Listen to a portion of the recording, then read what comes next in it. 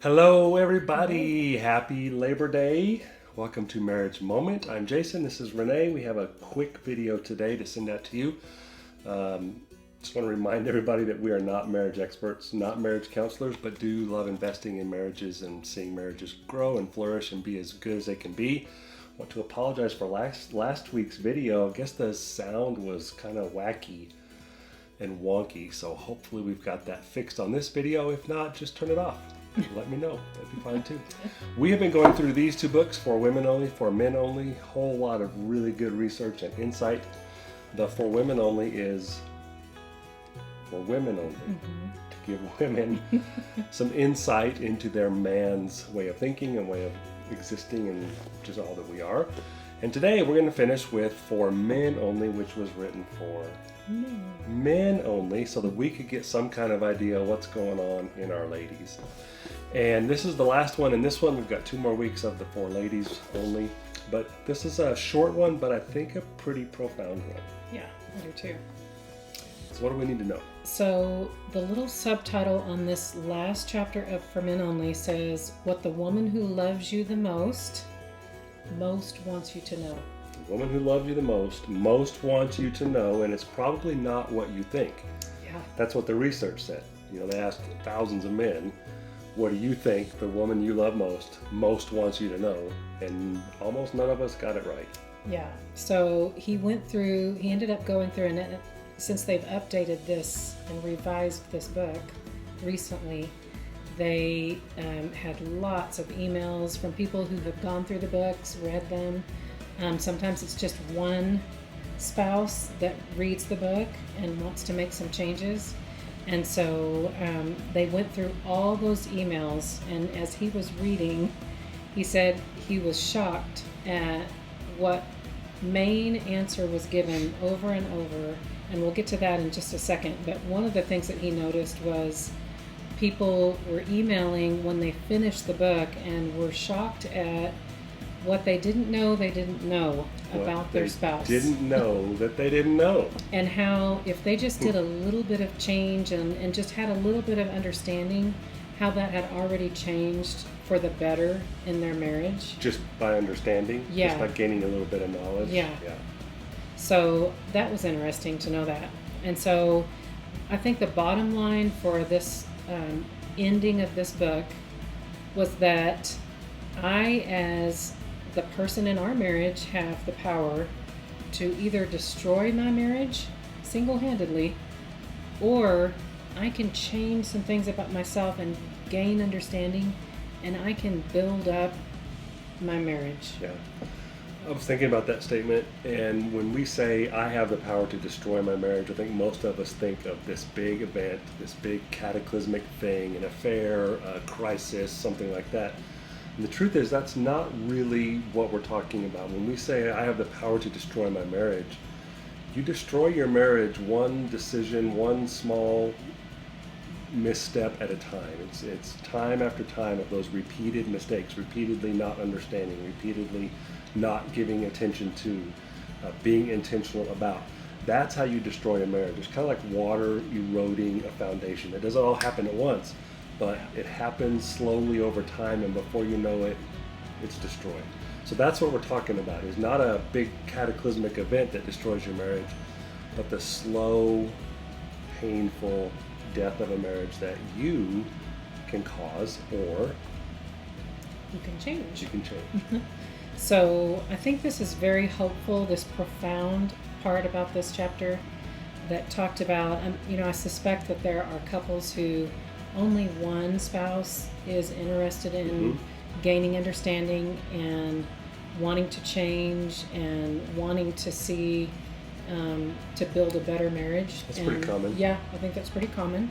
So we don't want you to lose hope if that's where you're at, because what he said, the statement that he said is so profound in this chapter, is that you can be the only person to change in your marriage, and you will still see good things happening, good beginnings, new things. I think it's true, and this is kind of what I tell people over and over again. I say this a lot.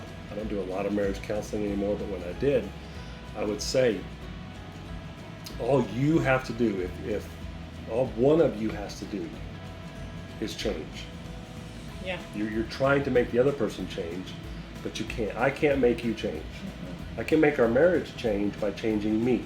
Yeah. And when I change me, it changes the way you have to relate to me, because I'm different. I either have more knowledge, or I've gained a skill, or I'm just a different person. So when I change me, it changes the people around me, because they have to change how they relate to me.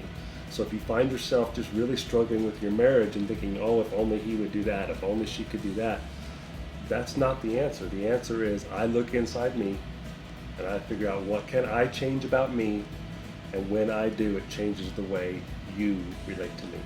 Yeah, and one of the significant letters that they got as an email was a woman who said, I just had to pray that God would help me be open and would help me see where I need to change. And she realized she had done some things for 5 years that was just destroying her marriage, and it was her that was doing it. So she made one little change and asked God to help her, and it transformed her marriage. And so something that was really cool towards the end of this chapter was that he was looking over all the answers that people gave to this question of, what's the most important thing you wish your husband knew? And almost all, it was a very high number. In the 90s, yes. 90% of them. The women, it wasn't exactly the same wording, but the actual implication or the message that they were giving is that they wish their husband knew that you are my hero. And if we displayed that and showed that daily in our marriage as women to our men, it would be very transforming to our marriage. But when you think about daily being in a marriage, normally that's not the message that we're conveying. Lost it in gets busyness lost. And gets lost in emotions and Yeah. all the things that just go on with life. That kind of thing gets lost. Yeah, and I think we don't realize as women, I think this is just something about us as a woman, we're actually saying and doing actions that are giving our man this idea that we really don't trust you. Mm-hmm. And so that's the opposite of saying, you are my hero. And so most of the things that he read in those answers was that the wife was saying, I admire my husband. I appreciate my husband. I'm so thankful that he works so hard and does so much for us. I need my husband.